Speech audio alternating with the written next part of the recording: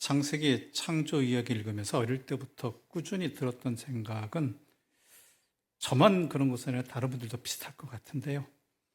하나님은 왜 동산 중앙에 선악을 알게 하는 나무를 심으셔가지고 시험 들고 결국은 인간이 타락하게 되는 꺼리를 만드셨느냐라는 것이죠. 안 만드셨으면 되잖아요. 근데 성경을 더 많이 읽고 성경 전체 가운데 묵상을 거듭하면서 다른 생각이 하나 들었습니다. 과연 선악을 알게 하는 나무가 문제였나? 창세기 3장 이전에 아담과 하와는 동산, 즉 창세기 3장 이전인 것은 타락 이전이죠. 동산 중앙에 심겨있는 선악을 알게 하는 나무를 바라보면서 동산 중앙에 있었으니까 안 볼 수가 없지요. 어디서나 다 보였을 테니까. 어떤 생각으로 바라보았을까라는 생각을 하게 되었습니다. 과연 우리의 생각대로 그 나무를 보면서 갈팡질팡했을까? 정확히 어떤 마음인지는 성경에 기록되어 있지 않습니다. 하지만 그들이 살아간 모양새를 보면은 그들의 마음이 어떠했는가는 유추해 볼 수 있다는 것이죠. 창세기 2장을 보면 하나님께서는 흙으로 각종 들짐승과 공중의 각종 새를 지으시고 아담이 무엇이라 부르나 보시려고 아담에게 그것들을 이끌어 가셨습니다. 그러자 아담은 그것들의 이름을 불렀죠. 무슨 의미입니까? 하나님이 자기에게 이러한 창조물들을 이끄신 그 뜻하신 바를 깨달았다는 것입니다. 그래서 하나님의 피조물로서 각 동물들의 생명을 부여하는 일을 했다는 것이죠. 하나님이 전에 명하신 대로 생육하고 번성하게 하는 일들을 행했다는 것입니다. 그리고 하나님께서 아내를 만들어 주셨을 때 아담은 그 아내에 대해서 최상의 고백을 하며 함께 살아가죠. 기억하십니까? 뭐라고 그랬죠? 내 뼈 중에 뼈요, 내 살 중에 살이라다. 그리고 이름을 붙여주죠. 여자라고. 그런 다음에 창세기 2장 25절엔 이런 말씀이 기록되어 있습니다. 아담과 그의 아내 두 사람이 벌거벗었으나 부끄러워하지 아니했다. 자기들의 벌거벗음, 부족함, 이런 것들에 대해 서로를 바라보지 않았다는 것이죠. 그것으로 판단하지 않았다는 것이고 하나님과 함께함으로 말미암아 그들이 함께 살았다는 것입니다. 그런데 창세기 3장에서 뱀이 선악을 알게 하는 나무를 다르게 보게 만듭니다. 그러자 유혹에 넘어간 하와 아담은 하나님의 말씀의 상징이요, 그 말씀대로 살게 하게 하였던 그 선악을 알게 하는 나무가 탐욕의 대상으로 보이기 시작했습니다.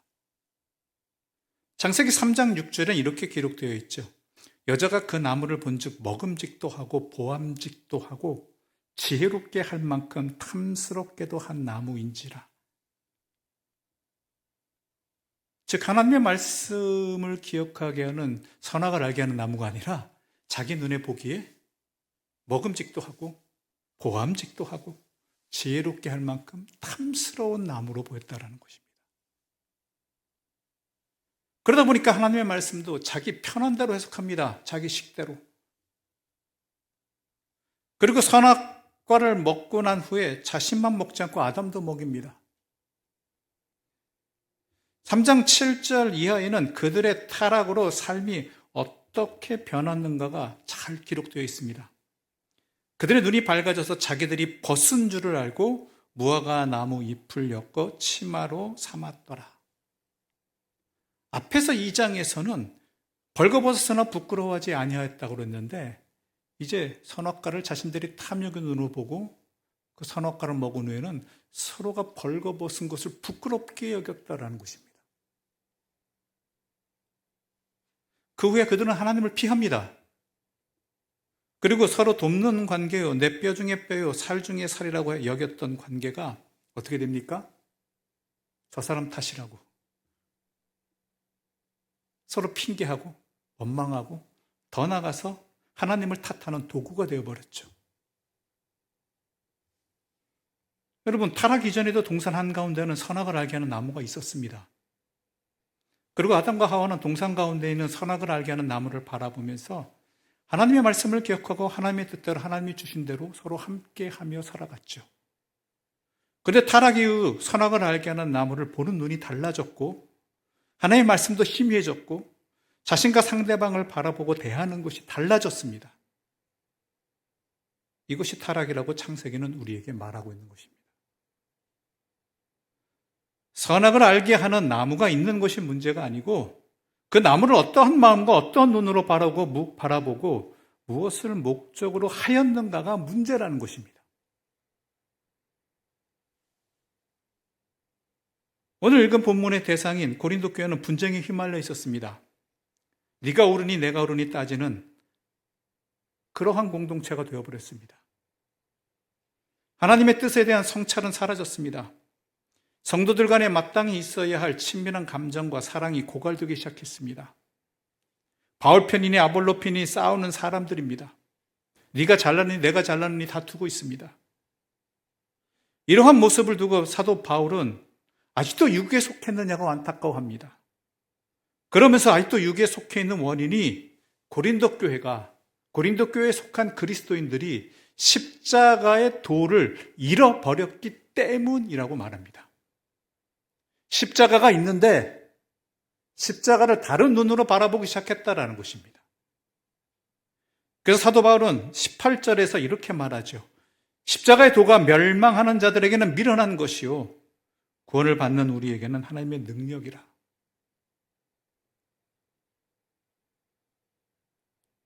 사실 고린도 교회를 구성하는 계층은 다양했습니다. 물론 회당장도 있었고요. 로마의 재무관도 있었습니다. 하지만 교인들 대부분은 당시 명예를 매우 중요한 사회적 가치로 생각하는 그 시대에는 보잘것없는 사람들이었습니다. 무명의 사람들이었죠. 그리고 그러다 보니까 박해와 차별, 경제적 궁핍이라는 시대적 상황 앞에서 그들은 너무나 연약했습니다. 내일을 기약하기 어려운 사람들이었습니다. 초대교회는 그랬습니다. 처음 그리스도인들은 그랬습니다. 지혜 있는 사람들 아니었습니다. 권력 있는 사람들 아니었습니다. 똑똑한 사람들도 아니었고요. 흠잡을 데 없는 사람들도 아니었습니다. 세상이 보기에는 너무나 어리석은 사람들이었습니다. 보잘것없는 사람들, 세상에 약한 자들이었고 비천한 것들이었고 멸시받는 사람들이었고 아무것도 아닌 사람들이었습니다. 그것들도 자신들도 그런 사람이라는 걸 알고 있었습니다. 그런데 하나님께서는 그런 사람들을 선택하셔서 하나님의 자녀 그리스도인이 되게 하셨고 또한 그런 사람들이 함께 신앙의 공동체인 교회를 이루게 해주셨다는 것이죠. 그래서 그들의 중심에는 십자가가 있었습니다. 그 십자가를 볼 때마다 자신들이 얼마나 큰 죄인이고 보잘것없는 존재인가를 알게 되고요. 그리고 그 십자가를 볼 때마다요. 하나님의 사랑과 지혜를 깨닫고 감사하면서 그렇게 열심히 기쁘고 행복하게 살아갔습니다. 아무것도 아닌 자들이 하나님의 부르심의 은혜를 받아서 그리스도인이 되고 교회가 되었다는 그 감격과 기쁨이 그들의 삶의 이유였다라는 것이죠. 게다가 예수님도 그러한 삶을 사셨습니다. 십자가를 지시기에 이 땅에 오셨고 십자가를 지시고 십자가의 길을 걸어가신 예수님이 그렇게 사셨기 때문입니다. 그분은 멸시를 받으셨습니다. 세상에 버림을 받으셨습니다. 고통을 많이 겪고 병을 앓으셨습니다. 사람들이 그에게서 얼굴을 돌릴 정도였습니다. 또한 예수님이 멸시를 받으니까 하나님을 믿는다는 사람들조차도 덩달아서 예수님을 귀하게 여기지 않았습니다. 그의 모습이 하도 초라하고 처량했기에 사람들은 심지어 그가 하나님의 징벌을 받아서 고난을 받는다고 생각할 정도였습니다. 그런데 초대교회 사람들은요, 그런 예수님이 하나님의 아들이라고 고백하였습니다. 유대인은 표적을 구하고 헬라인은 지혜를 구하지만 자신들은 십자가에 달리신 그 예수 그리스도를 전한다고 그들은 자랑스럽게 말했습니다. 있을 수 없는 일이죠. 받아들일 수 없는 일입니다. 세상에서는 십자가, 하나님의 아들이 상징이 될 수가 없었습니다. 약함이나 가난, 초라함 등 고난 등은 하나님과 함께하는 모습으로 보이지 않았습니다. 당연히 이러한 고백을 하는 교회도 멸시를 당하고 고난을 당했습니다. 그런데요, 그렇기 때문에 교회가 주목을 받았습니다. 사실은 그래서 그리스도인들이 구별되었습니다. 그런 사람들인데 얼굴빛이 다르다라는 것이죠. 사는 모양이 다르다라는 것입니다. 그런 사람들인데 기쁨이 가득하고 평안이 넘쳤다라는 것입니다. 그런 사람들인데 자기들의 없음을, 벌거벗음을 부끄러워하지 아니하고 도리어 세상을 부러워하지 않습니다. 스스로 위축되지도 않았고요. 서로 시기하지도 미워하지도 않았습니다. 그런 사람들인데, 당장 내일에 먹을 것을 걱정할 수밖에 없는 사람들인데, 교회인데 이웃을 향해서 인색하게 하지도 않았고요. 탐욕적이지도 않았다라는 것입니다. 그런 사람들인데 자족하고 감사하는 삶을 살더라는 것입니다. 서로에게 너그럽고 관대했다라는 것입니다. 마치 다른 세상을 살고 있는 사람, 다른 존재인 것처럼 보였다라는 것이죠. 아무것도 아닌 사람들이 교회와 그리스도인이 되어서 부자가 되고 강한 자가 되고 성공한 자가 되어서 세상을 부끄럽게 한 것이 아닙니다. 존재감 없는 사람들이 교회와 그리스도인이 되어서 권력을 잡고 명성을 떨쳐서 세상을 이긴 것이 아닙니다. 아무것도 아닌 사람들인데 하나님으로 충만했다라는 것입니다. 하나님 한 분만으로. 내가 하나님의 자녀가 되었다. 이런 내가 하나님의 자녀가 되었다는 것이, 그것으로 충만했다라는 것입니다. 별 볼 일 없는 사람들인데 밝게 살고 막힘이 없었다라는 것입니다. 지위나 신분으로는 평범한 것을 넘어서 보잘것없는데 하나님의 자녀라는 그 존귀함을 잃지 않고 살았다라는 것입니다. 능력이나 소유로는 보잘것없는데 그 누구보다 자유로웠고 평안했다라는 것입니다. 그 모습이 세상을 당황하게 한 것이죠. 그 모습이 세상 사람들을 부끄럽게 하였다라는 것입니다. 그 모습이 세상적인 기준에서 모자랄 게 없는 사람들에게 도전이 되었다라는 것입니다. 많은 것을 가졌으면서도 누리지 못하는 기쁨과 충만함을 교회와 그리스도인은 아무것도 아닌 것들이라는 소리를 들으면서도 누렸다라는 것이죠. 그것이 교회와 그리스도인의 힘과 지혜였습니다.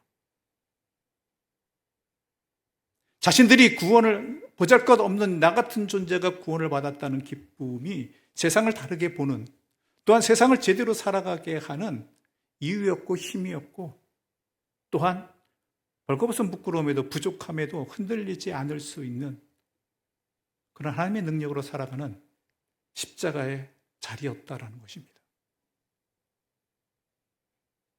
그게 교회와 그리스도인의 세상과 다른 거룩함이었습니다. 그런데 안타깝게도요, 시간이 지나가면서 교회는 십자가를 다른 눈으로 바라보기 시작했고요, 교회를 다른 눈으로 바라보기 시작했다는 것입니다.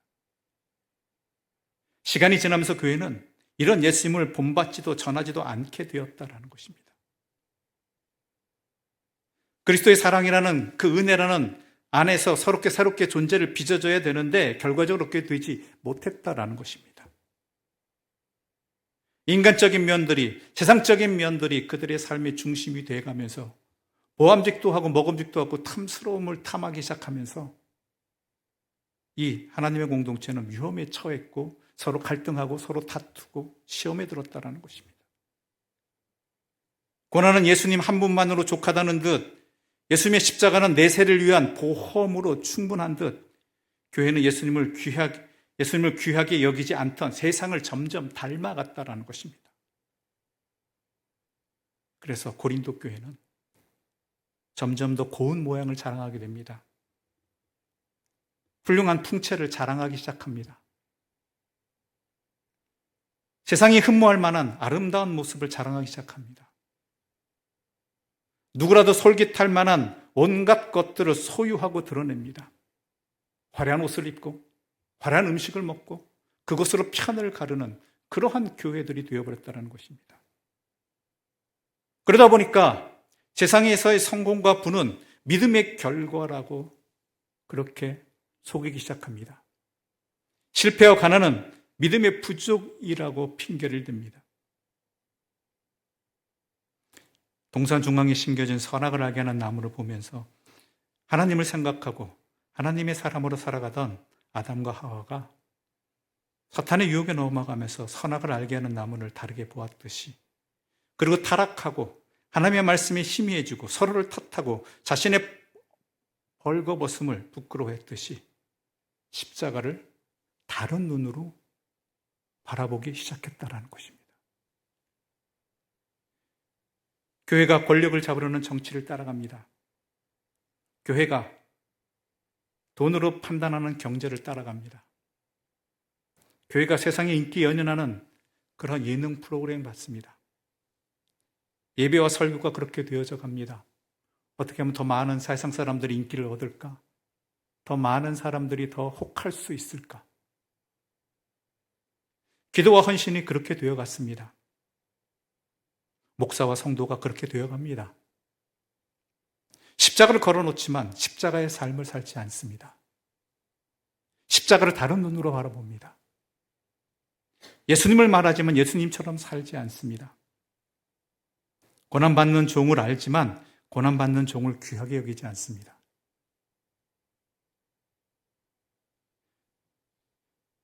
오늘날 교회와 그리스도인들이 걱정하는 것이 과연 무엇입니까? 하나님 말씀대로 살지 않음입니까?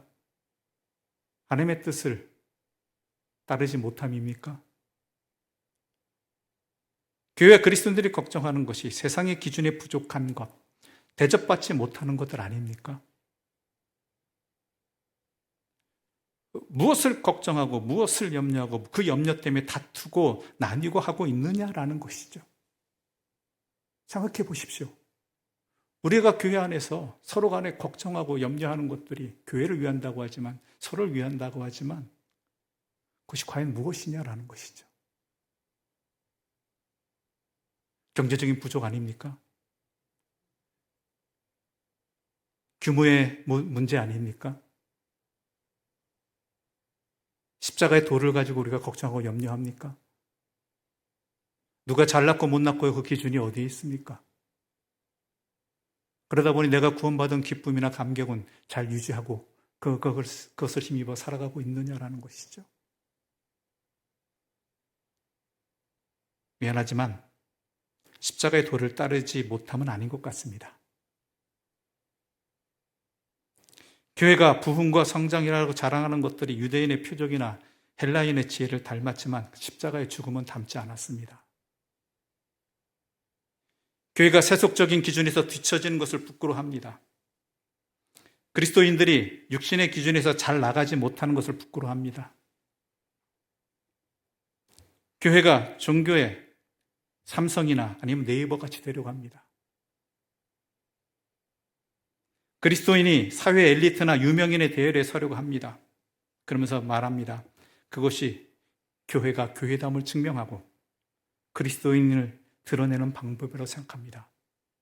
그게 십자가의 도가 맞습니까? 그것이 믿음의 결과이고 하나님의 은혜라고 말합니다. 다들 그런 교회가 좋다고만 합니다. 다들 그런 교회이어야 번듯하게 신앙생활을 할 수 있다고만 합니다. 고난받는 종을 닮지는 못해도 고난받는 종을 외면하지는 말아야 할 터인데, 이미 우리에게는 교회의 모습이나 성도의 모습이 세상의 나라의 제국들의 모습이고 기업의 모습이고 기득권자의 모습이 되어버렸기 때문입니다. 우리 갈릴리 교회 처음도 그러합니다. 우리가 왜 모였고 왜 시작했습니까? 적어도 제가 알기에는 세상의 교회와는 다른 반드시 이 땅에 있어야 될 하나님의 교회로서 그 사명을 감당하기 위한 본질을 가지고 있었습니다. 어떻게 하면 그 이웃을 향한 하나님의 뜻을 어떻게 하면 실천할 수 있을까?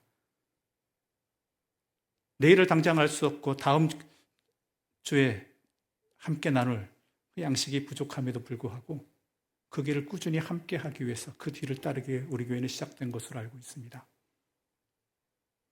그래서 세상 사람들이, 다른 교회들이 이런 교회가 있어야 된다라고 인정할 정도였습니다.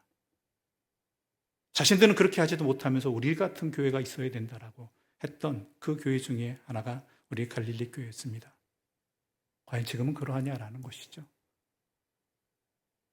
세상 교회를 세상의 가치관을 따라가고 세상의 규모의 경제를 따라가고 있지는 않습니까?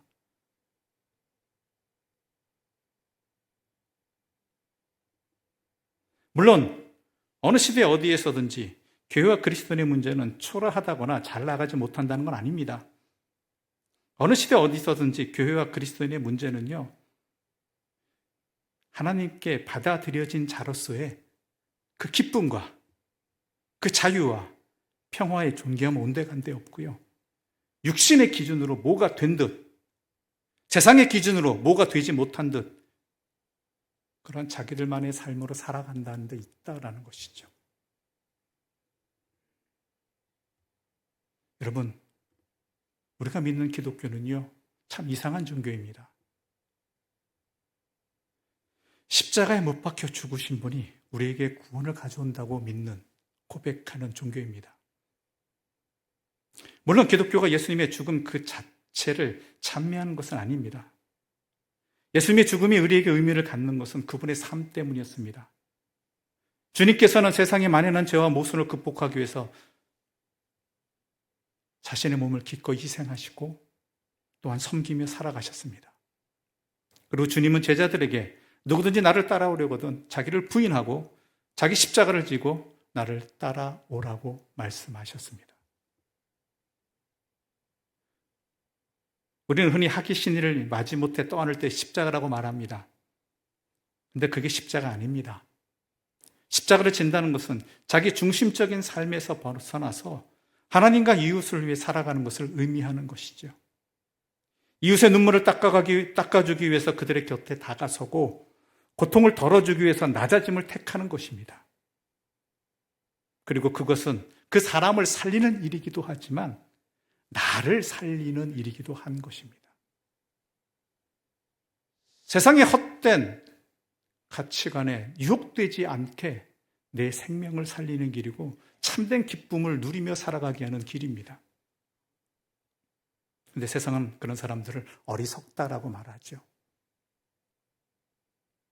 십자가를 진다는 것은 이 어리석어 보이는 삶을 기쁘게 감사한 마음으로 그 은혜로 내가 하나님의 자녀가 되었고 하나님의 사람으로 살아가게 되니까 기쁘게 이 삶을 선택하는 것입니다. 세상의 눈으로 보면 그 사람들은 어리석은 사람들입니다. 하지만 하나님께서는 이 거룩한 어리석은 자들을 통해서 세상을 치유하고 계신다라는 것이죠. 우리는 그 사명을 받은 사람이고 그 은혜를 입은 사람이고 그 은혜로 살아가는 사람들입니다. 믿는다는 것이 바로 이것입니다. 우리 옛사람을 그리스도와 함께 십자가에 못 박고 새로운 존재로 거듭나게 되는 것이죠. 여러분은 무엇으로 기뻐하십니까? 교회 어떤 일로 기뻐하십니까? 무엇으로 행복해 하십니까? 무엇으로 당당하고 평안해 하십니까? 만약 세상과 육신이 눈에 들어와서 비교하면서 시기하고 쫓기고 불안하고 두렵고 집착하고 연연하고 있다면 무엇을 가졌든지 무엇이 되었든지 우리는 십자가의 길을 잃어버린 것이고 교회와 그리스도인됨을 잃어버린 것입니다. 비록 작고 적고 평범하고 내일을 기약할 수 없는 삶의 자리를 할지라도 하나님의 뜻대로 살았고 하나님의 마음으로 살았고 하나님께서 나에게 베풀어 주신 그 은혜로 기뻐하며 서로를 바라볼 수 있고 살아가게 된다면 그것이 바로 교회이고 바로 그리스도인이 되는 것입니다. 우리가 이것을 회복해야 됩니다. 이러한 삶을 다시 찾아야 되고, 그럴 때 우리는 참된 평안을 누리게 될 것이고, 또한 하나님께서 세상을 고치시는 귀한 하나님의 진리의 생명의 도구로 우리 역할들을 감당하게 될 것입니다. 우리가 많고 또한 대단함이 아닙니다. 이 십자가의 도를 기억하고 감사하며 이것으로 충분하고 이 뜻대로 살아가는 삶을, 적어도 보잘것 없어도, 세상이 보기에 어리석어 보이고 보잘것없게 보인다 할지라도 이 길을 걸어갈 때 하나님은 그것을 사용하셔서 이 땅을 회복시키시고 무엇보다도 우리도 살리실 것입니다. 그런 믿음으로 우리의 이 십자가의 길, 하나님의 지혜로 살아가는, 그것을 회복하는 이 말씀을 들은 하나님의 사람들 되시기를 간절히 소망합니다. 기도드리겠습니다.